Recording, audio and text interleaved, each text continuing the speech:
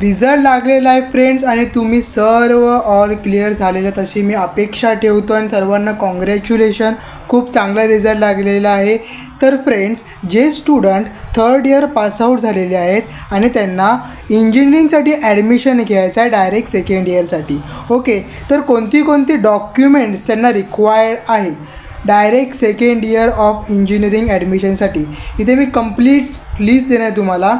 ही लवकरात लवकर video save करा किंवा पोस्ट सेव्ह करा, जेणेकरून तुम्हाला नंतर ते भेटतील जेव्हा तुम्ही डॉक्युमेंट कलेक्ट कराल.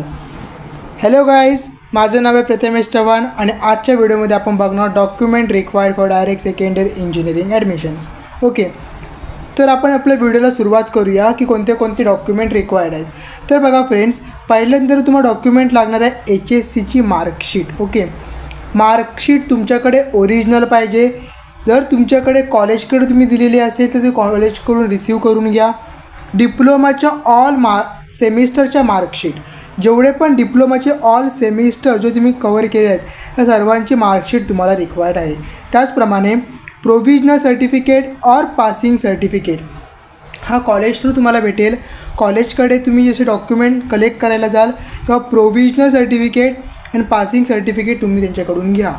ओके, आणि सर्वात मेन गोष्ट, हे डॉक्युमेंट खूप इम्पॉर्टंट असतात, तर कुठेही यांना हरवू नका.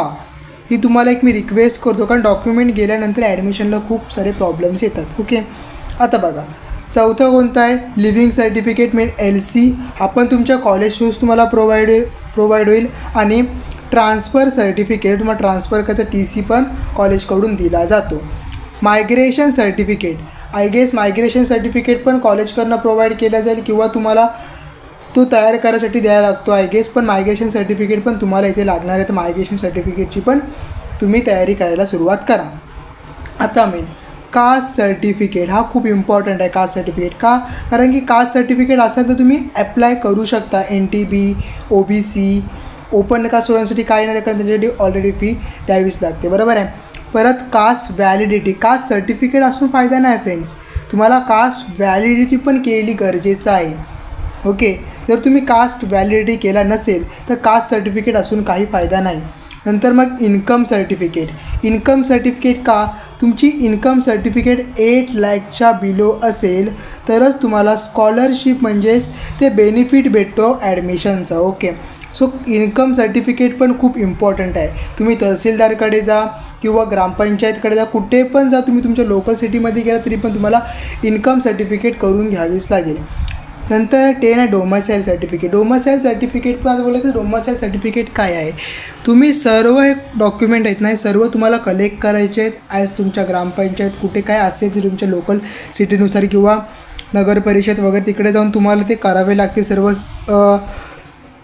डॉक्युमेंट, कारण की कॅटेगरी आणि ऑदर सर्टिफिकेटसाठी तुम्हाला खूप गरजेचा असतो. ओके, पुढे बघून घ्या दुसरा काय लागू शकतो. आधार कार्ड सर्वांकडे आहे मला माहिती आहे, पण तो आधार कार्ड कॅरी करायला शिका. परत पासपोर्ट साईज फोटो, जो तुमचा रिसेंट फोटो असेल तोच तुम्हाला इथे लागणार आहे, पासपोर्ट साईज फोटो.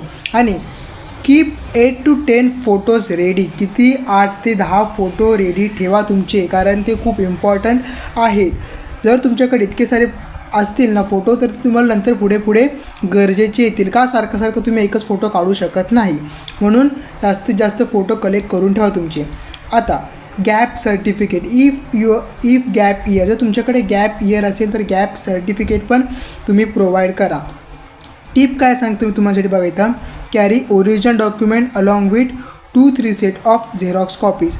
म्हणजेच की काय करायचं, तुम्हाला ओरिजिनल डॉक्युमेंट तर कॅरी करायचेच आहेत, पण त्यांचे 2-3 सेट ऑफ झेरॉक्स कॉपी पण तुमच्याकडे पाहिजे.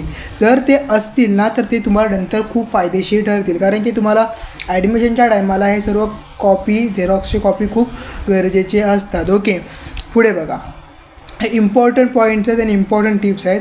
All document should be in proper condition. Proper condition तुमचे डॉक्युमेंट पाहिजे, कारण की ते आपल्याला स्कॅन करून व्हेरीफाय करायला लागतात. ओके, मल्टिपल झेरॉक्स अवेलेबल ठेवा. Verify document list as per college या फिर ऑनलाईन पण तुम्ही करू शकता. आणि keep document in a file folder. प्रत्येक फाईल फोल्डरमध्ये एक फोल्डर तयार करा मोबाईलमध्ये किंवा तुमच्या PCमध्ये फोल्डर तयार करा आणि त्यामध्ये सर्व डॉक्युमेंट तयार करून घ्या. आणि डॉक्युमेंट तुम्हाला ऑनलाईन अपलोड करायचे आहेत. लवकरच ॲडमिशन प्रोसेस पण सुरू होणार आहे. तर तुम्ही प्रिपेअर राहा की तुम्हाला हे सर्व डॉक्युमेंट तुमच्याकडे ऑलरेडी प्रोव्हाइडेड असतील. ओके, व्हिडिओ आवडले असेल तर एक लाईक करा आणि कमेंट करा. नेक्स्ट व्हिडिओ कशावरती पण ते पण मला नक्की सांगा.